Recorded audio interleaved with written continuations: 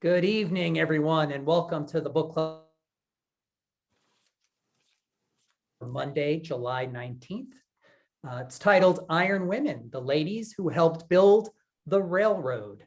We're going to be getting started in just a moment or so. We have a lot of people registered for this event tonight, so we're going to maybe need a little time to let everybody in from the waiting room. So just sit back, relax, and be patient. We will be getting started in just a moment or so.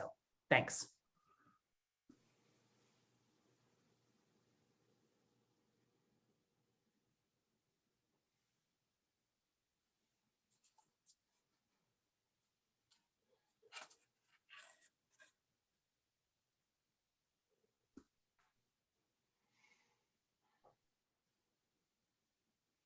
Good evening, everyone. If you've just joined us and you're here for the Book Club of California's live online program titled Iron Women, the Ladies Who Helped Build the Railroad, you're in the right place.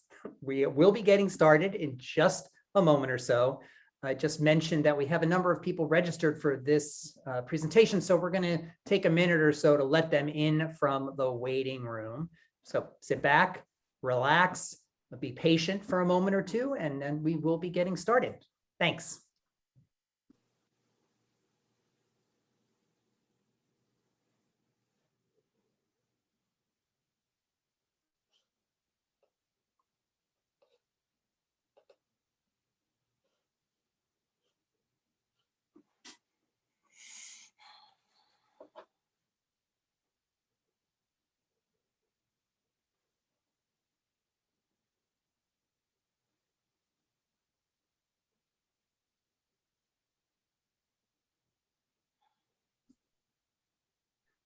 Good evening, everyone. It's a few minutes past the top of the hour, so I think we're going to get started and let participants join us while we're in progress. So, welcome to the Book Club of California's live online program titled Iron Women, the Ladies Who Helped Build the Railroad. This is a live online presentation by author and screenwriter Chris Ince. My name is Kevin Kosick, and I'm the Executive Director of the Book Club of California, and it's my pleasure to welcome you and host this webinar. Tonight, we have more than 140 people registered for this presentation, so for those of you who are new to us, the Book Club of California is a nonprofit, member and donor-supported organization dedicated to preserving and promoting the history of the book and the book arts. Oftentimes, we do that with a focus on the literature and history of California and the West. The book club publishes limited edition books, a scholarly journal, and keepsakes. We host a year-round series of exhibitions and programs like the one this evening on topics including fine printing, design, typography, bookbinding, collecting, history, and much, much more. If you're not a member, or if your membership has lapsed and you're interested in what we do, please consider joining our century-long tradition. Our membership dues are modest, but the benefits are many. We simply cannot do the work that we do without the support of our members. So I encourage you to visit our website at bccbooks.org to join or donate to the Book Club of California. And now for tonight's program and our presenter. The program, there on your screen, is titled Iron Women, the Ladies Who Helped Build the Railroad. It is a live online presentation by author and screenwriter Chris Ince.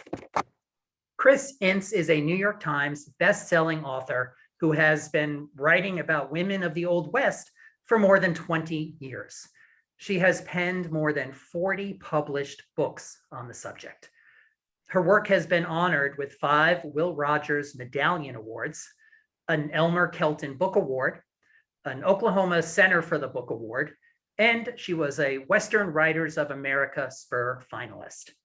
Her book, The Pinks, the first women detectives, operatives, and spies with the Pinkerton National Detective Agency, has been optioned by NBC and is currently in development to become a television series.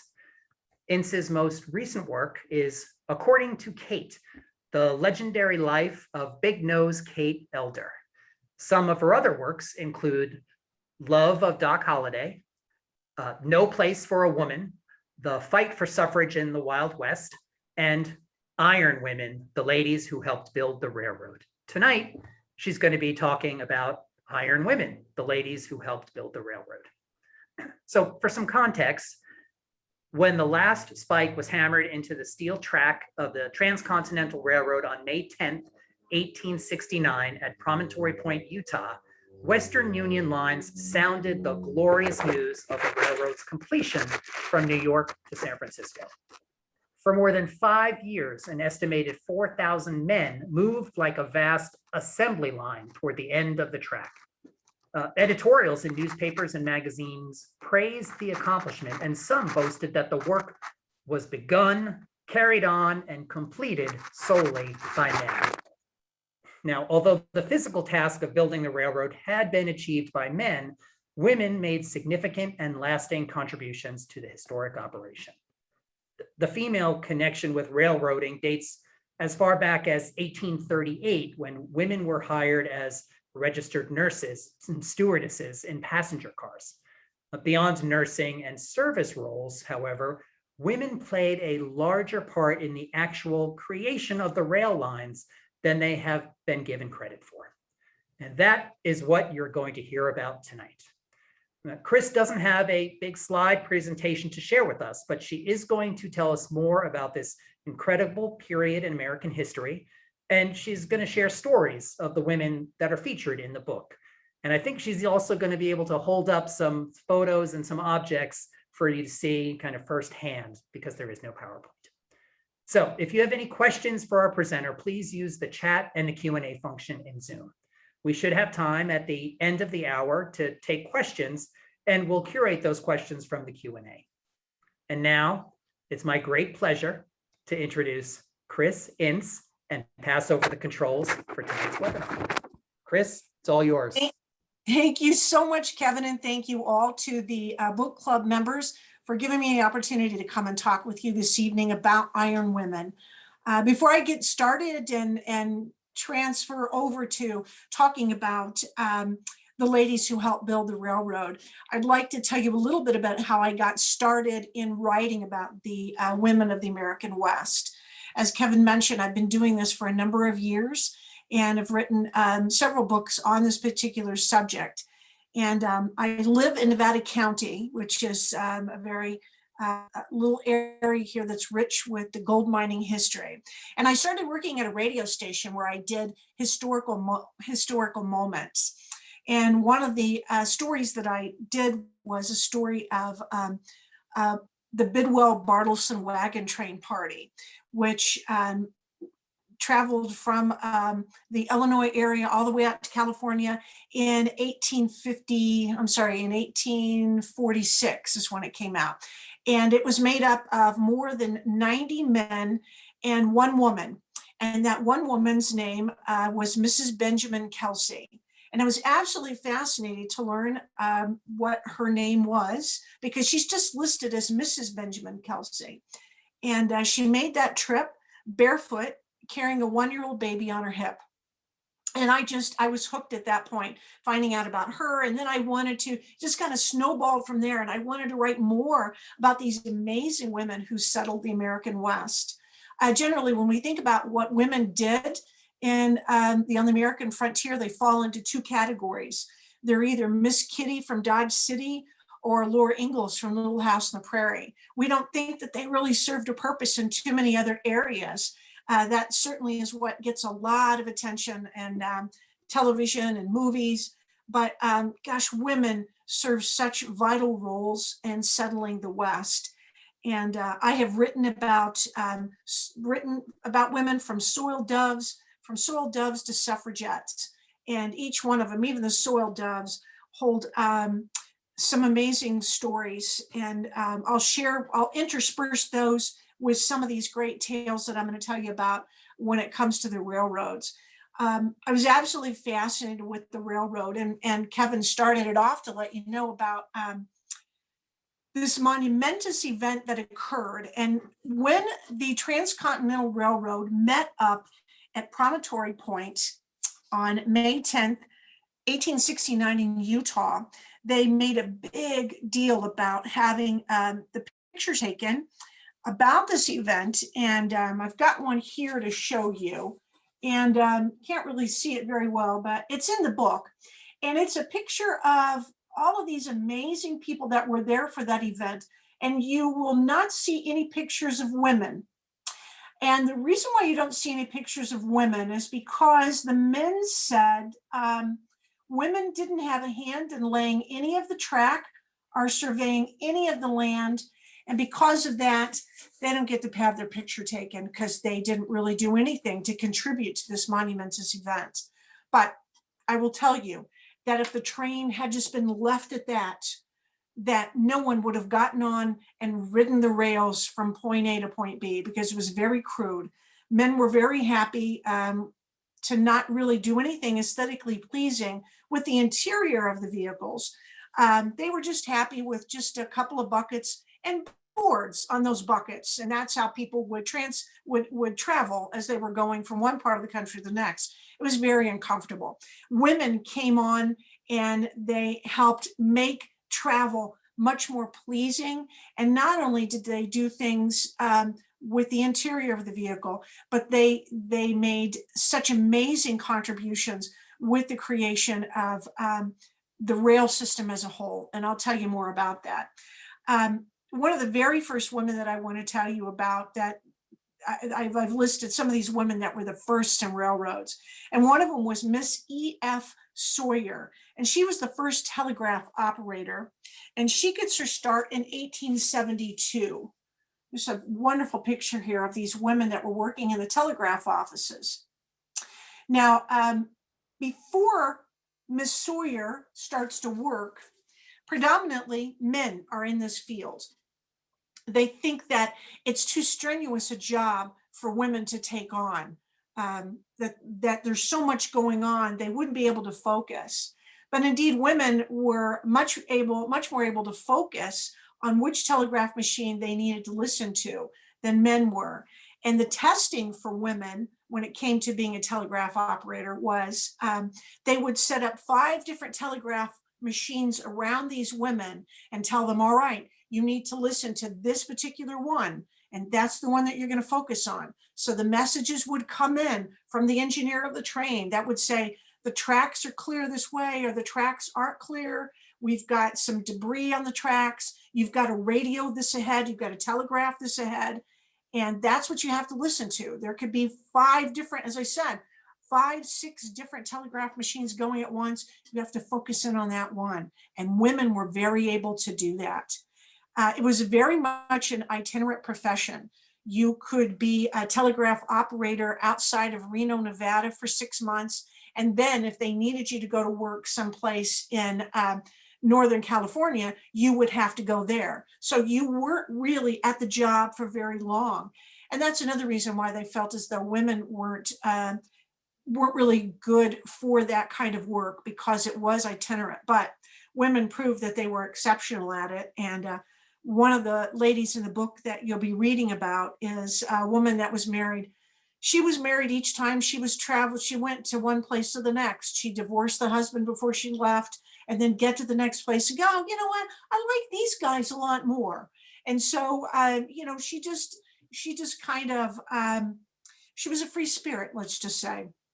One of the stories in the book, I talk about these women who were working with a particular gentleman who was a fair telegraph operator, but he just didn't focus. And when you were a telegraph operator, you didn't have normal hours like 9 to 5. You worked very long shifts. Sometimes your shifts were 16 hours long. Then you'd sleep for a little while, then you'd come back on.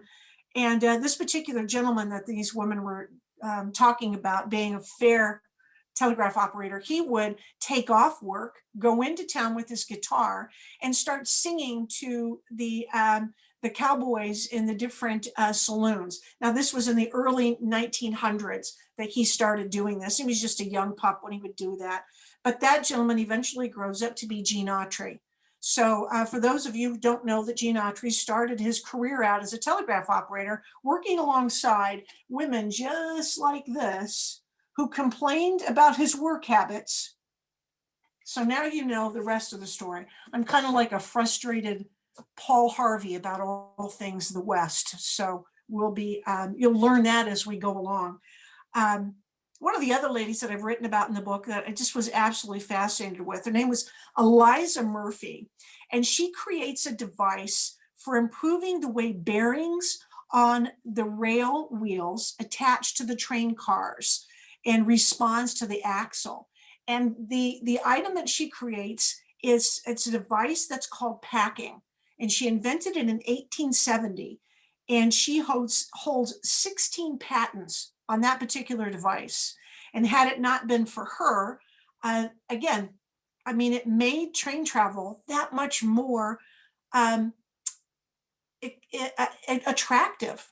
I mean, if you were on this train and it was bouncing all over the place, and women knew this, they wanted to be able to find a way to make it much more attractive to the average traveler. Not only did women like Eliza invent contraptions about packing, but there were also women that it's included in the book who developed a system that deflected emissions from the smokestacks on the railroad locomotives. In this particular woman, her name was Mary Elizabeth Walton. She comes up with this device in 1879. So even in 1879, people realize when you're taking these massive trains out west, it's spewing this black smoke into the air and just making everything just look filthy.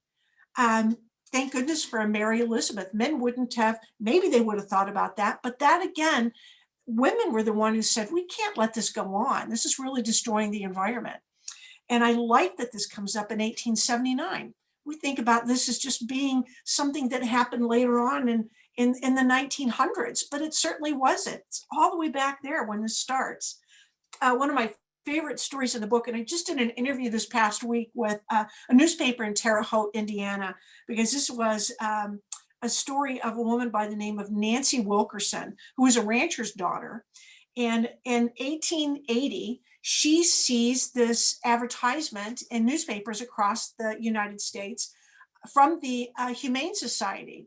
They have a contest going, and if the people can come up with, anybody has an opportunity to come up with a device that will humanely transport cattle from one part of the country to the next part of the country. Certainly when you're doing wagon train and when you're on the Trail West and the cowboys were leading them from point A to point B, they could lead them to places where there was water, lead them to a place where they could get grass to feed on. When you're on a train, you might load them in Dodge City, Kansas, and they might end up in New York. But when your beef gets there, they are not healthy. Some of them have died. And the Humane Society said, we can't have this. So in 1880, they had a contest that said, someone needs to devise a better cattle car. And the person who answered that call and did that was this rancher's daughter named Nancy Wilkerson. And in 1880, she creates this cattle car, and using a rack and pinion system, she devises a sliding partition where the cows can open it up at their will to get water or something to eat. And I mean, it just revolutionized the way cattle was transported from one place to the next. So you had these amazing women who invented all these kinds of things for the railroad that you just kind of take for granted. Before that, they were just slapping cows into a car and just getting them. They could care less what was happening. But you took the Humane Society and women to say, we can't have this. We've got to do something about this too. And so they rose to the occasion. You had these amazing women like Olive Dennis, who's an architect, she's a civil engineer for the Baltimore and Ohio Railroad. And she realizes, gosh, the lighting on these trains are terrible. The circulation on this train is terrible. The seats are terrible. So she invents all of these amazing velvet seats that are risen up a little bit. So you can lean back and you can rest your feet. And there was no recirculatory air. And she comes up with a device that circulates air on these trains. So you're not just, now You know, they even had smoking and non-smoking sections on train. And believe me, you know, she was one of the first persons to say, how does smoke know what section to stay in? You know, it has, you know, but she said, we've got to do something about this. So she does that. She devises different circulatory air, devises lighting over the seat that's going to be beneficial for people. And she's doing this in the early 1900s. And then you have, gosh, I've got a great picture. You've got a woman here by the name of Mary Jane Coulter. Hope you all can see. This is a wonderful picture of Mary Jane Coulter. Mary Jane Coulter is hired by Fred Harvey. Fred Harvey is the one who comes up with the Harvey houses across the United States. When the train stops at different places across the US, people are trying to run to the nearest cafe, which might be ways away, to get something to eat and hurry back on board. And the trains would usually leave them there. And Harvey said, we've got to do something about this. So Harvey puts together an idea to have restaurants all over the country, what he calls Harvey houses. And he hires a woman, Mary Coulter, to design the Harvey houses, to design these amazing depots that you see from Kansas City. She designed the Union Station in Kansas City. And she's so incredibly talented. She designs these depots and these wait stations from Kansas City all the way into New Mexico. Here's a wonderful one that she does in La Posta, New Mexico. I mean, look at that. That's absolutely amazing. And she's such a gifted architect that wherever she goes, she designs to fit the area. So this is in New Mexico. But if you see these amazing pictures of what she designs in Kansas City, that's a whole different feel. The one in Kansas City has pillars and marble. I mean, and it is just really ornate. And I love the versatility of someone like Mary Coulter, who can come up with plans for wherever a person is traveling. She designs a lot of what you see at the Grand Canyon today.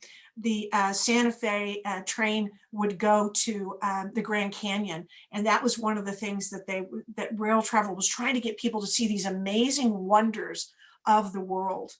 And so the trains would go to the Grand Canyon area, and she would design all these lookout towers and restaurants and all of these things that were built into the rock. If you see these structures, she wanted, her mandate was to make sure they were designed to make it look as though it's part of the Grand Canyon. It just sprung out. The watchtowers just sprung up. So it didn't really detract from the aesthetic pleasing value of what you see of the Grand Canyon. It blended. And not only did it blend, but after World War II, after World War II, when train travel was really slowing down, Harvey and his company, Harvey was long since passed by that time, but the Harvey company was really still working out. They had what was known as courier girls, where if you took the train all the way to New Mexico and to the Grand Canyon, and you wanted to see other parts of the state, a courier car would be there, and it would be the same kind of, the Harvey girls were all dressed the same, but the courier car women were all dressed the same too. They were dressed in traditional Native American garb for the Southwest, so you could get a feel of what it was, again, to make sure that nothing was detracted from the overall look of these areas that you were going to. And so you would get off the train, and the Harvey courier girls would load you into the vehicles and then take you off to these amazing points of interest that you couldn't see by train, but you'd only be able to get there by train. So it was this unification that Harvey had. I've got here's a wonderful picture too of these amazing Harvey girls. As you can see, they're all dressed the same, and these women were hired, and they had to sign 6-month to a year contracts. And their year contracts included where you weren't going to be allowed to fall in love with any of the men that you waited on. And these women took these jobs because they paid well and they wanted to go to school.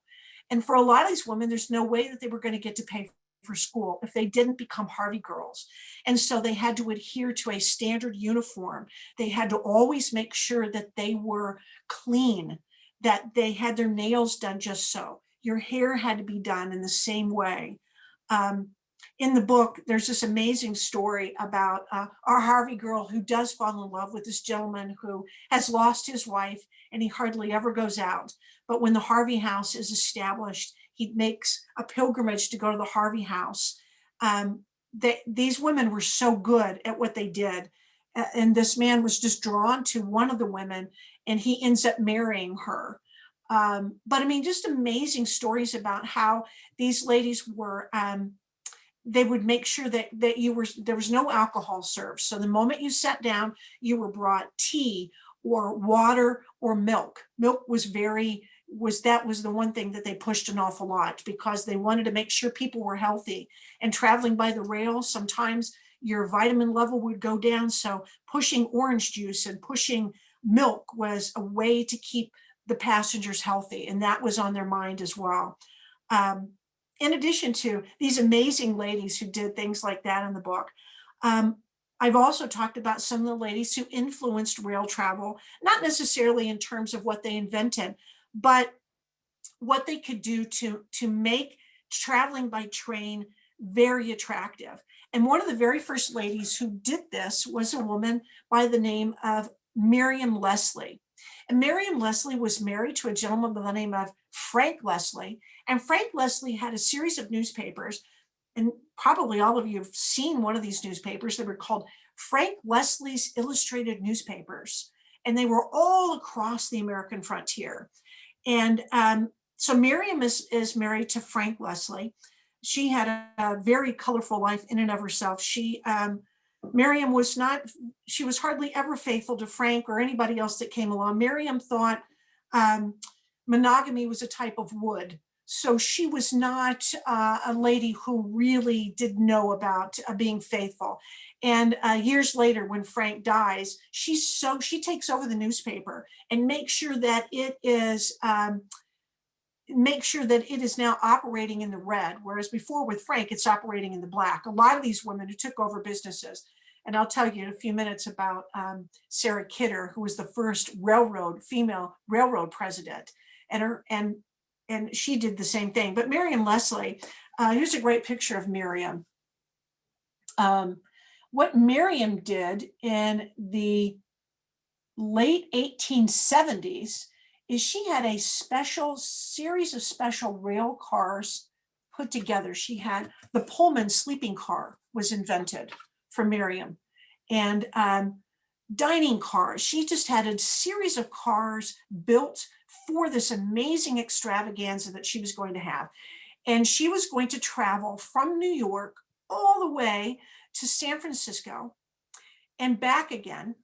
And she took along this ride with her 12 people who were either artists or poets, songwriters.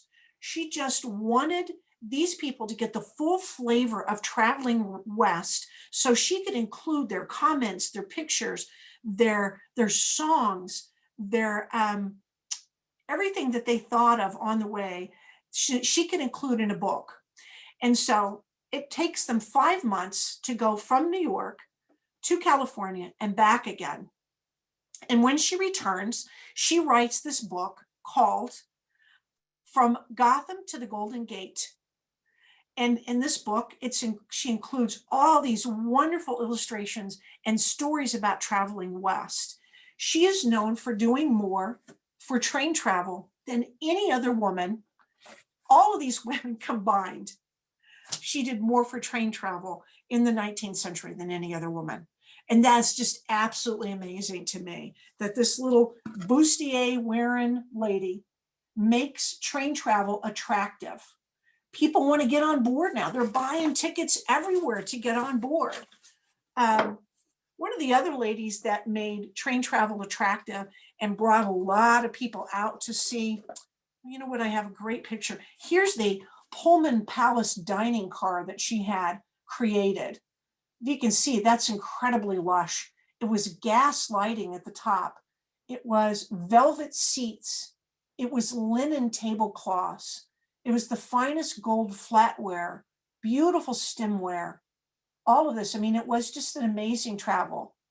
And of course, the average person traveling, that's what they thought they were going to get. Well, that's not exactly how it turned out. That was just for those upper echelon folks like Miriam Leslie and her guys. But what's amazing about people like Miriam Leslie, there were others that came along that had a big impact on rail travel. And that's because they had their own vehicles created.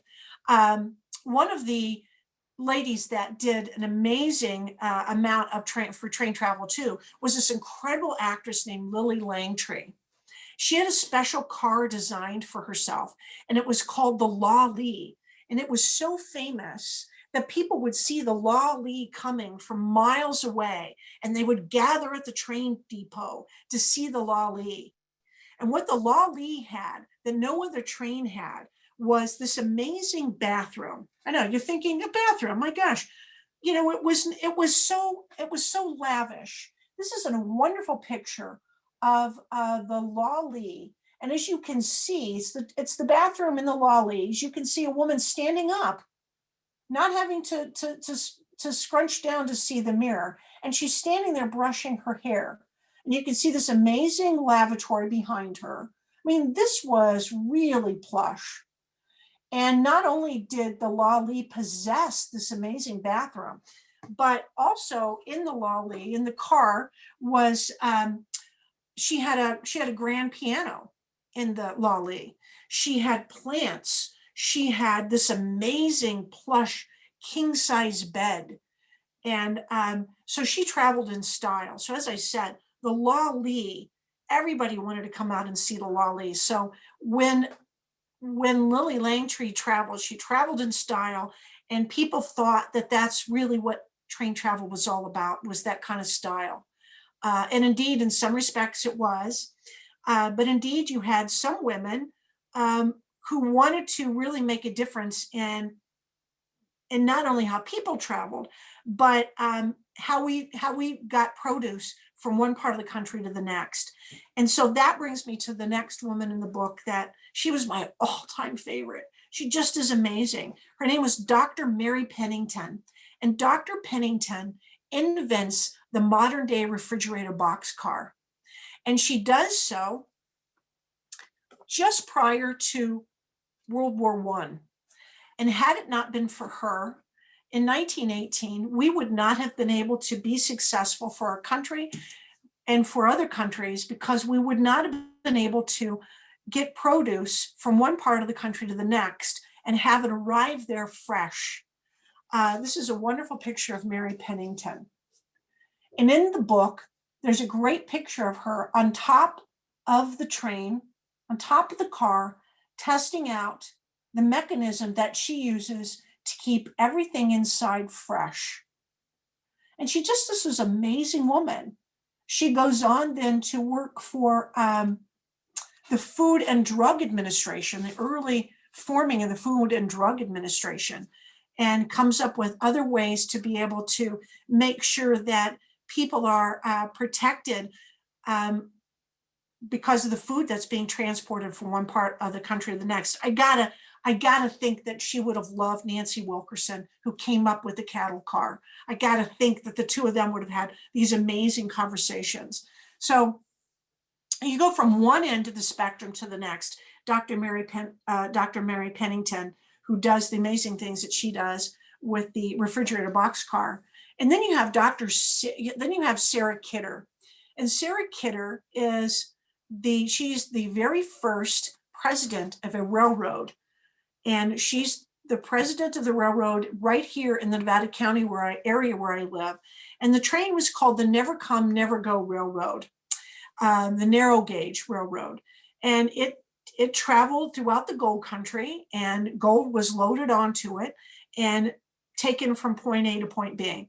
But Sarah Kidder, prior to taking over the railroad, her husband's John Kidder is the guy in charge, but he dies, and he leaves her leaves her in control. Before that, she's just known for her amazing lace work that she does, for making clothes for herself and her daughter.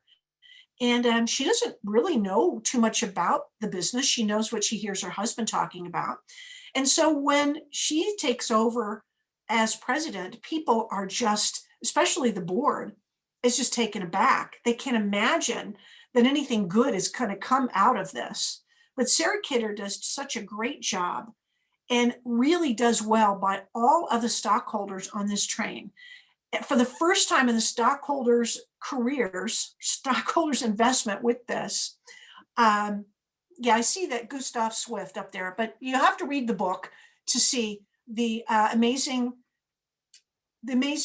problem that there was between the Kidders and the Swifts, and you'll read about that in the book. But it was Kidder, it was Sarah who does make sure that these stockholders, for the first time in the history, get a dividend for their investment in the railroad. So yeah, you're absolutely right. That comment about Gustav, you're right. There is that, but it turns out that Gustav was wrong on many accounts. So the book talks about that particular area too. Not much, because it really is about these women. And I didn't want to get off on a rabbit trail about it, because that was really an argument that took place when John was in charge. Sarah comes on board and extends the rail line. She comes on board and makes sure that it's successful. But in addition to Sarah being the amazing executive that she is, and women like Sarah, as I said, you have these other women who make a name for themselves with the railroad and in not a good way. And one of the women that I want to tell you about that does not a good way is, her name is Laura Bullion. And Laura Bullion is the woman that's credited with being having a hand in the last train that's robbed in the United States. Laura Bullion is involved with the Wild Bunch, and she is not necessarily Butch Cassidy and the Sundance Kid, although she does know them. She's involved with the other, Kirkpatrick is another one of the members of the gang that she's involved with, and she thinks that she's very much in love with him. And she goes along with him on these excursions, and she's always disguised as a man.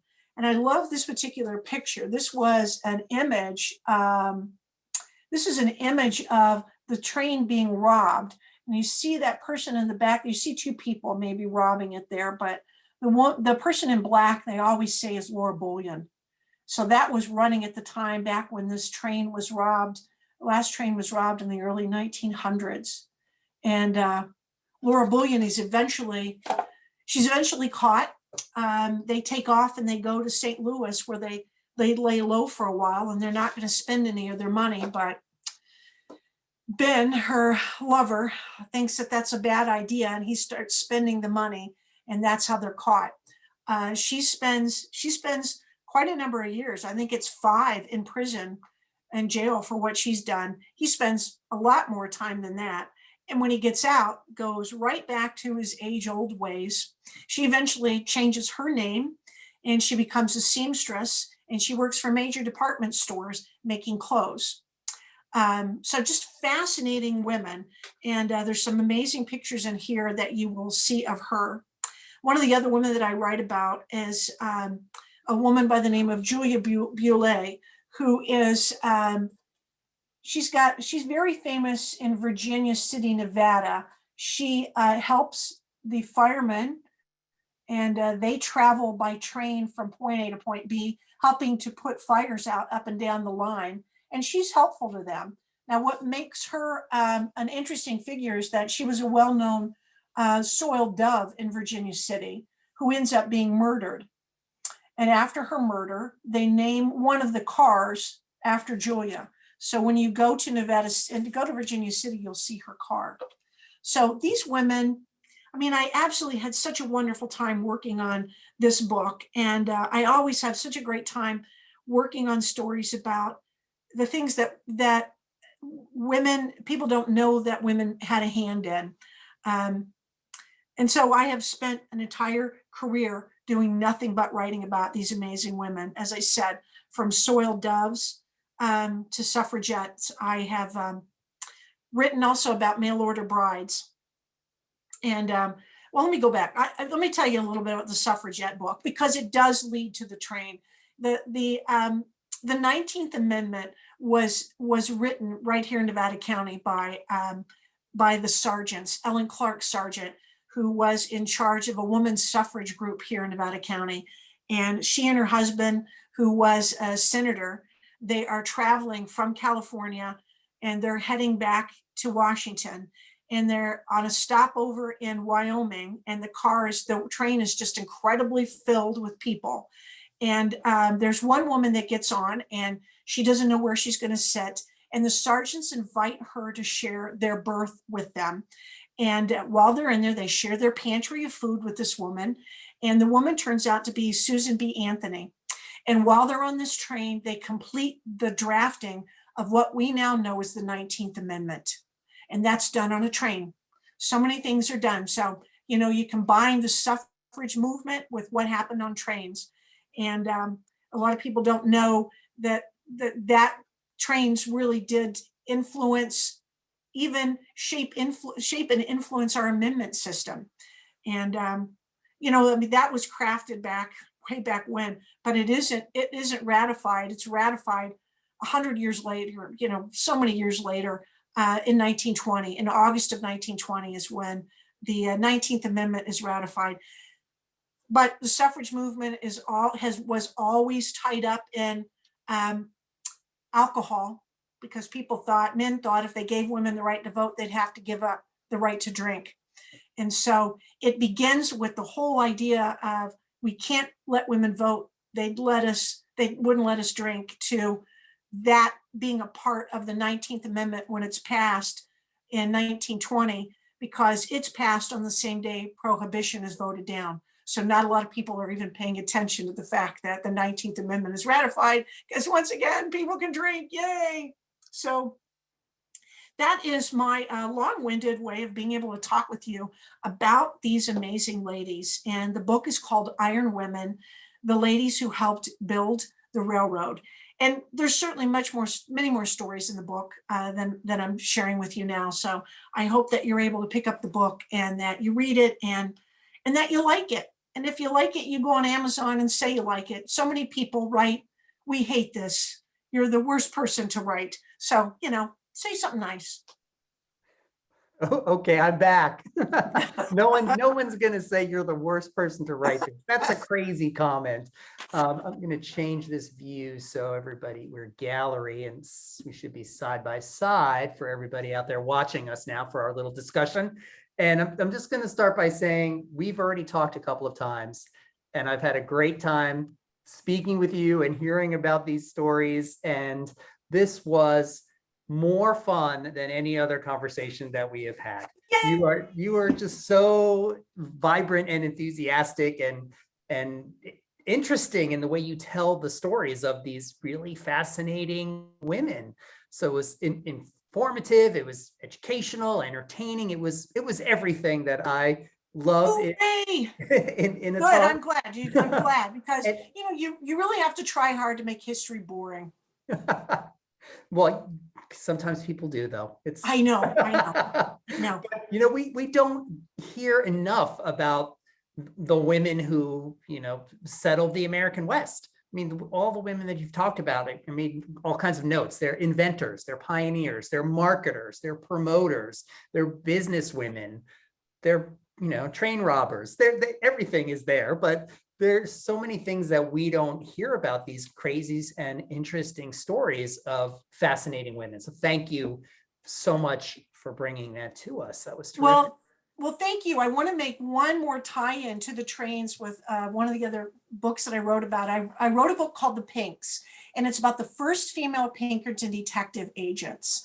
And this is my tie-in with the Pinks and the trains, because Kate Warren was the first female Pinkerton detective agent. And she, along with some of the other agents, happened on to what we now know as the Baltimore plot, which was the plot to assassinate Lincoln before he took the oath of office. And she is tasked with secreting Lincoln out of the Pennsylvania area and get him on a train and riding with him and making sure that he's safe. And she does that. She stays, Kate Warren stays with Lincoln the whole ride. He's resting, but she's awake. And what is fascinating about her is she doesn't sleep. And so what comes out of this is the logo for the Pinkertons, which is this eye that's wide open, and the motto underneath that says the eye that never sleeps. And that's because of Kate Warren. So that's my tie-in with the train with Kate Warren. So that one of the questions that someone sent me was there someone that you came across in the research for this book that you may have included them, but then you decided that they're a book unto their own, right? They should be their own separate book. I mean, you've written so many books about women. Did they come out of this railroad research or like the Pinkerton story? Well, what sparked me to the Iron Women story, I have written about Lily Langtry, and I wrote a book called Entertaining Women, the actresses and singers and dancers of the Old West. And Lily Langtry was just this incredible woman who was known as a professional beauty. And she was hired to attend parties and just be around as a professional beauty. And poets would come in and write poems about her, and artists would come in and would do sketches about her.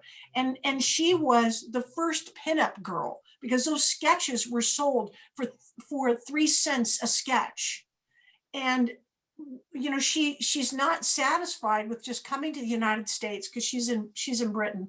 She's not satisfied with just being invited to the United States to be an actress on stage because she's beautiful. She trains to be an actress, and she becomes an incredible, gifted actress, and not just known for being beautiful, but for being an accomplished thespian. And when I'm writing about her and I read about this lolly, this train, and I think this is amazing, how you create an entire car for yourself, that the nation wants to see your car, that in so doing brings people out to travel by train. And I just thought, this is fascinating. There's got to be more women who influence the railroad. And that's when I started finding out about one of the ladies in the book she invented railroad crossing guards. And you would think, well, that's logical. But it's a woman that does that. She holds the patent for inventing railroad crossing guards because it was not safe. Women were smart enough to recognize not just the aesthetic portion of creating things for railroads, but the safety factor, and in all manner, not just for human beings, but for animals as well. So I mean, it's fascinating. And so it all started with Lily Langtry. Well, Lily Langtry, Entertaining Women. That sounds like another presentation that we have you come in. Stars. I gotta tell you. I can tell you I'll tell you this one story to be quick, and then I'll shut up. There was an amazing entertainer. Her name was Kate Rockwell, and she was known as the Flame of the Yukon. And she traveled everywhere, and she married a bartender in the Yukon who ended up being her manager, and he would send her all over the West entertaining. And she did this thing where she would come out dressed in red chiffon from head to toe and spin around quickly. And the red chiffon would spin out and it would look like she was on fire. And that's why she's called the Flame of the Yukon. And later on, when she was away, he had an affair with this woman who he sent this woman to have Kate train her in what she did. And then when she was trained, he fired Kate and married this woman. He divorced Kate, married this woman, but he takes all of Kate's money and invests in Nickelodeons. Kate dies in abject poverty. This gentleman, he ends up having theaters everywhere based on the money that Kate made for him. That guy's name is Alexander Pantages. We know about the Pantages. We don't know anything about Kate, but Kate's the one that made that money. Wow. So I say, when you drive by the Pantages Theater, spit and say, huzzah for Kate. Well, the book club does Women's History Month programming every year, and I think we should talk about having you come back to do one of Love these to, great, love to. great books. That sounds amazing. And the pinks sounds amazing as Oh, well. my stars. Oh, my So, stars. there is a question about how you found these stories, like what your research process is, and these incredible pictures that you shared, like those were so awesome. The Dr. Pennington picture, Miriam Leslie Yeah. picture, Julia Bulay picture, like those are so, all those portraits. Like, so where does your research take you? I do not like to use any secondary resources. I'm also a licensed private investigator, and I love the deep dive. So if I have to use anything that somebody else has written, I don't like it. When I wrote the Pinkertons, I spent a great deal of time at the Library of Congress going through all of Alan Pinkerton's files that are not digitized. They're there. You have to go through his stuff and research. And I love that kind of thing. I love putting my hands on the history that few people have seen, or in the cases where they have seen something, putting a spin on it. I wrote a book about Annie Oakley called The Trials of Annie Oakley. And I didn't want to just write the same book about Annie Oakley, because everybody knows she was with Buffalo Bill Godey. But the book I wrote was about the 6 years she spent in court suing William Randolph Hearst for defamation of character. She's the only woman. She took on a media mogul at a time where fake news was everywhere, and she won. So I was able to go to her shooting school in Pinehurst, North Carolina, and get my hands on actual documents that few people have seen. And that's what I like to do. That's where I ferret out these stories. It takes a while, but it's the deep dive. And when you go deep on these things, you find out things that no one else has heard about before. And that's what I want to do. These stories, it's kind of like they're diamonds, they're gold. You just pick them up and you just, we're just passing through history, but that is history. And I love it. Yeah, you have that incredible drive and that tenacity that I think maybe comes with part of being this private investigator, which I didn't know about. That's right. Yeah. That helps with this research and pulling out these great stories. Yeah.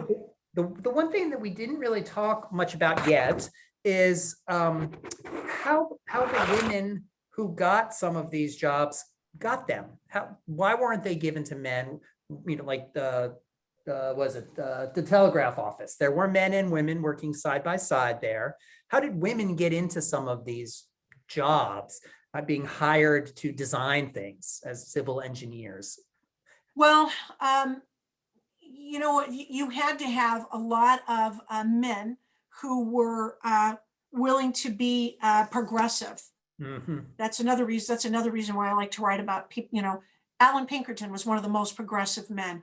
Buffalo Bill Godey, progressive men. Some of these women were able to get in because they met men who said, I just don't see any reason why you can't work here. Olive Dennis, you've done amazing things. I think that you should be able to design for us. With the telegraph operators, that was kind of processed by elimination because you had a lot of drunk telegraph operators that were men. So women, they were not inclined to show up drunk on the job, but a lot of men were. And so, women had to prove it doesn't make it, it's okay that I'm going to be in this little area. Because I'm telling you, some of these places are incredibly remote where these telegraph operators had to work. You didn't see people a lot. So, that in of itself is, do women want to be in those positions? Women are kind of social. Do they mind not being antisocial for a while and being in these places where you're not going to be able to get out? If they have children, how are you going to take these children from all these different places every 9 months, every 10 months? Every year move to a different place. Do women really want to do that? Is it attractive to them? And as you'll read, some of these women did find it attractive, right? because there was a different guy at every railroad depot. So, everybody has their own motivations. That's right. That's right. Any information on the educational backgrounds of some of these women? Were they formally educated? Well, certainly when it comes to Mary Coulter and some of the other ladies that I've told you about, they were educated artists. They were educated in schools in Philadelphia. Dr. Pennington also went to a school in Philadelphia. Right. So yes, most assuredly, you do have those women who were really educated, but then you have Nancy Wilkerson, who just saw a need. She's a rancher's daughter. She knew what it was like to make cattle go from here to there. So, you know, she was in tune to what was going on. But, you know, whether life educated or school educated, these women were brilliant. Miriam Leslie, she never went to school. Miriam Leslie just had her finger on the pulse of what was going to get people on a train traveling. And then when your husband dies, to change your name to Frank Leslie. She's no longer Miriam. She's now Frank Leslie, because she doesn't want anybody to think that you're Mrs. Frank Leslie. No. I turned this newspaper around. I'm getting the props here. Yeah. So yeah, it's incredible that so many women had all contributed in all of these different areas. Comfort is being one area. Safety was another area. Efficiency of the railroads is another area, right. All contributing to the growth and the popularity and the use of the railroads by and the demise to a certain degree, because Laura Bullion, prior to her robbing the train, women didn't have to have their purses checked. But now after Laura Bullion, you did, because a woman could be hiding a derringer. Yeah. So she was one of the one story I think you told that was the not in a good way, the women who influenced the road not in a good way. Right. Is there another not in a good way quick little story you might want? Well, I think Julia was the not in a good way, you know. I mean, that's a hard one to tell in mixed company, because she was a prostitute who was murdered. You know, so I can't. And that's the one with the association with the fire men in the fire. Right. I mean, she was actually putting out fires. She was helping the firemen. She wasn't helping them like that. Yeah. No. But I mean, she did as a firefighter. Yeah. Right. She really contributed. And you know, she's recognized for that contribution. I mean, look at the size of that waist. I mean, for crying out loud. You know, I'd have to do, how many crunches is she doing? I do crunches in the morning and in the evening. I do Cap'n in the morning, Leslie at night. So, you know, those are my crunches. But she's doing a lot. So. Yeah, she looks like a formidable woman there for sure. Yeah, well, it was a rough life. Yeah. So. Yeah. So a couple of questions here in the chat and the Q&A before we wrap up that I want to get out there to see if you have any thoughts on. Anna Judah. Is that a name that you recognize? Someone asks about Anna Judah. No, I don't. I don't know who she is. Email me and tell me who she is. And then someone asks, do you cover the women camp followers as part of the Hell on Wheels construction camps? I do not. I have not done that, because I wrote a book called Wicked Women. Some of the camp followers are in Wicked Women, because that's all about those women who, you know, they weren't the upright people. So they are in there. So their stories are in Wicked Women. I didn't put them in Iron Women. I wanted this to be like a kid-friendly book, although putting Julia in there, I don't know how that's going to work. Yeah. Let's see. Lots of thank yous. Quite wonderful. Your energy is contagious. Love your enthusiasm. Oh, early on, there were some comments about, as you said, the women were included in those early photos or in the news of the Transcontinental Railway. But someone also mentioned about the workers from China, the Chinese workers who helped build the railroad, were also conveniently left out. That and so were a lot of the Irish. I mean, the Irish helped build the railroad from the east to the west, the Chinese from the west to the east. And certainly there were a lot of people that didn't like the Irish too. So yeah, you're absolutely right. Although you wouldn't be able to, yeah, you're right. Yeah. Yeah. Yeah. You know, how about that? Our finest moment combined with our not so finest moment. So. Yeah. Both important constituents left out of the story. I think that is Yeah. Right. I mean, I just did an interview with Irish Central, which is a media organization who, they talk about the contribution that the Irish did for the United States and specifically the railroad. And they mentioned that they were asked to, all Irish, go over there. So Yeah. I noticed somebody said, ask for my email address and I'll give it to you. It's G as in grass, V as in valley, C as in Chris, E as in Edward, N as in Nancy, S as in Sam, S as in Sam at AOL.com. That's GVCents@AOL.com. Oh, there it is. That's bad. You mention it Right. and it shows up in the chat. Wow, you're good. You are good. So Chris's name and her email contact are in the chat if you're interested. I'll also send that out in the email that I sent to everybody who is here, who registered and attended the webinar this evening. You'll get a follow-up email tomorrow from me reminding you about what you came and saw with Chris's contact information, a link to her website, and more information about her books will be in that email as well. So keep an eye out for that.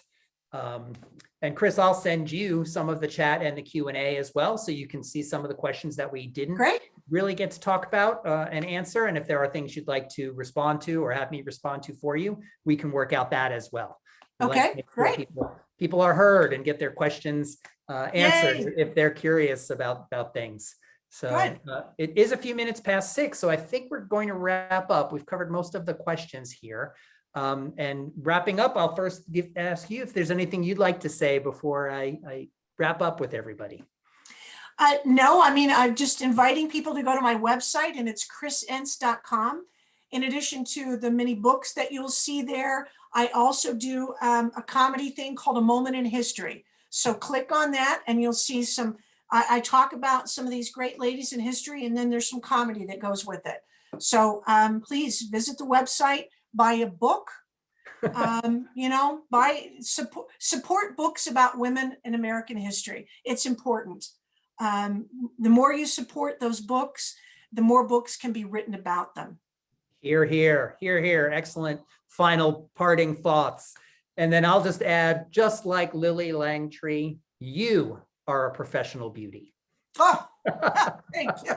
Thank you, sir. Thank you so much. And for those of you who may have missed that other comment, for Miriam Leslie, monogamy is a type of wood. Two of the greatest quotes from tonight's presentation to take that home with you. Thank you, Chris, so much for being our speaker. You were terrific. Thank you very much. And thank you everyone for attending this Book Club of California program. We really love having you here for our webinars. Please join us for our next online program. It's titled The Private Library, The History of the Architecture and Furnishing of the Domestic Bookroom. And that's going to be a week from tonight, Monday, July 26th from 5 to 6:15 p.m. here on Zoom. A great bookish webinar for you. This is going to be a live online presentation by Reed Byers. He's an author, an exhibition curator, and a vice president of the Baxter Society. You can register for this event online at bccbooks.org/programs or by using the link in the weekly programs emails that you may be receiving from the Book Club of California. So again, thank you everyone for joining us. Chris, thank you so much for bringing these incredible stories of fascinating women to us. We do not get enough of them, and we hope that you will come back and share some more with us in the future. Anytime, love to. Thank you, Kevin. Thank you to all the members. Thank you. Great. Thank you everyone for joining us. Have a wonderful evening. Be well and take care of yourself. Take care.